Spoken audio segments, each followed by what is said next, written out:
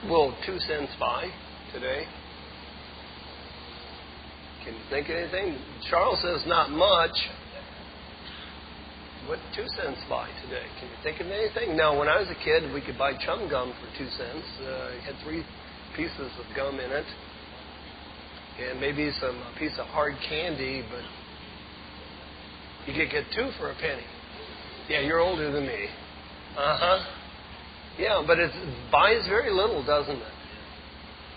And yet we find an example in the Bible where 2 cents didn't buy anything. Kind of like us today. But value is incredible.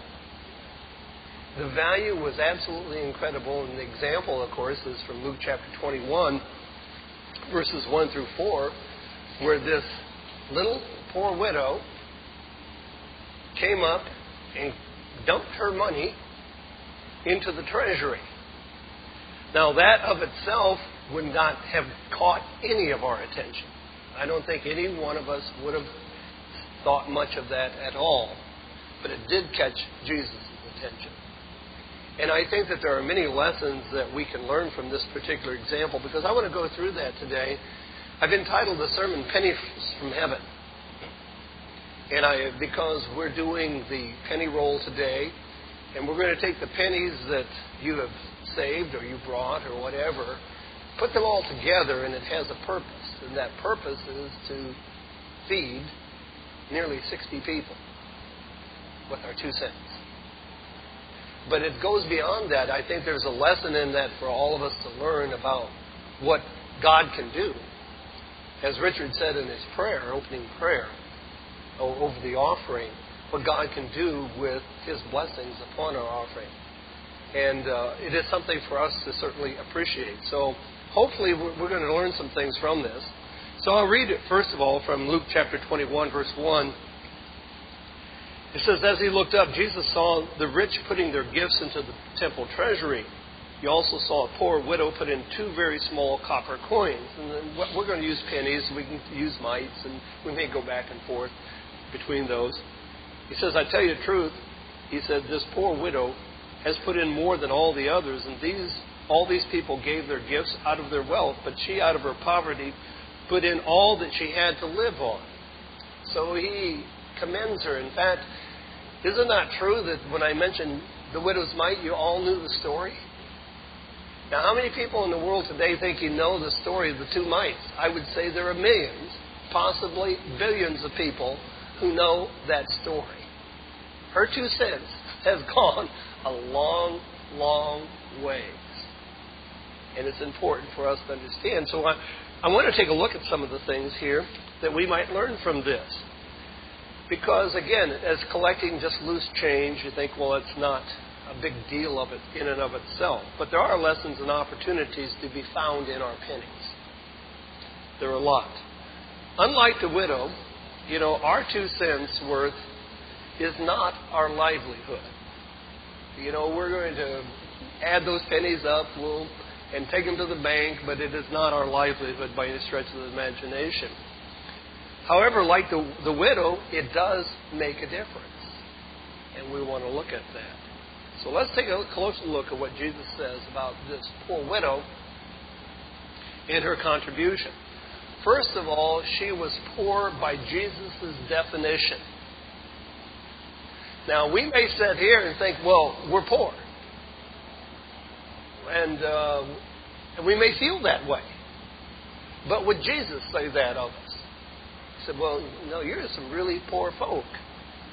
And the reality, we live in the wealthiest country in the world, and we have many, many blessings. We certainly have a whole lot more than what this widow had. And I would assume that she didn't have a Social Security system like we have, and a number of other things that were not available to her. So the fact that Jesus defines her as a poor widow, however, and that is based on monetary value. She gave, all she had was 2 cents, and she gave it. But however, there is something rich about this widow. There is something rich about her giving. And we'll explore that. I think it is rich in this regard.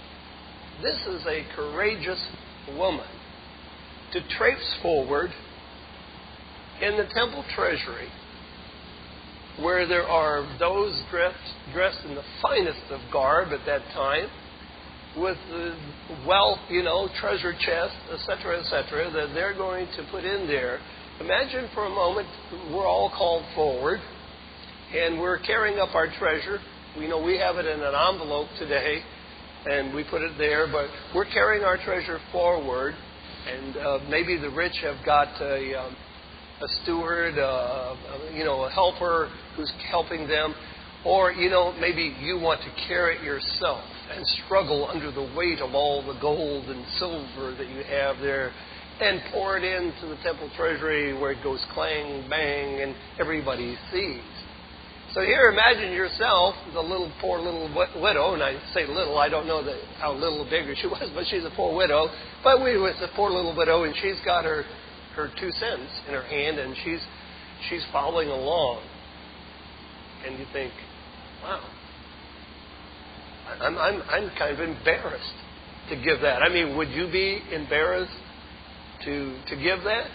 I think there's a good chance under those circumstances that we would be so embarrassed that that we wouldn't give it because it's not enough. Now that makes a huge statement for all of us. That sometimes we don't give because it's not enough.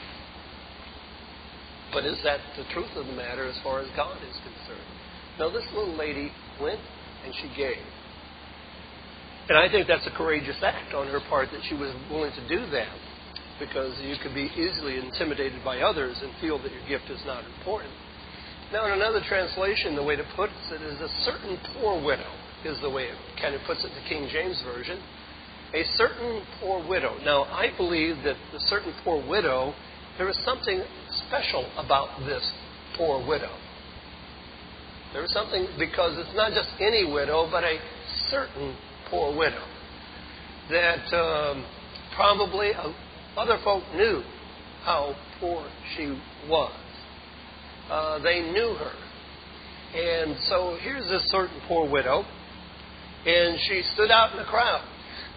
I would think she would stand out in a crowd, especially there at the temple, offering her offering there.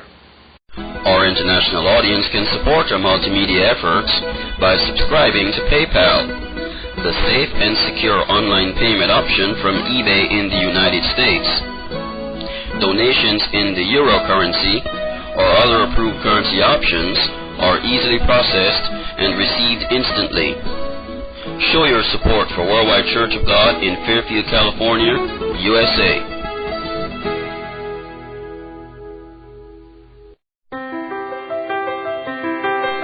The Worldwide Church of God in Fairfield, Santa Rosa, and Modesto are located in the San Francisco Bay Area, regarded as the most prosperous region in the United States. We believe Jesus Christ when he proclaimed in Matthew 6:24 that serving God is more important than serving mammon. We welcome everyone to come and worship and fellowship every Saturday at the times listed on your screen and on our website, worldwidechurchofgod.com.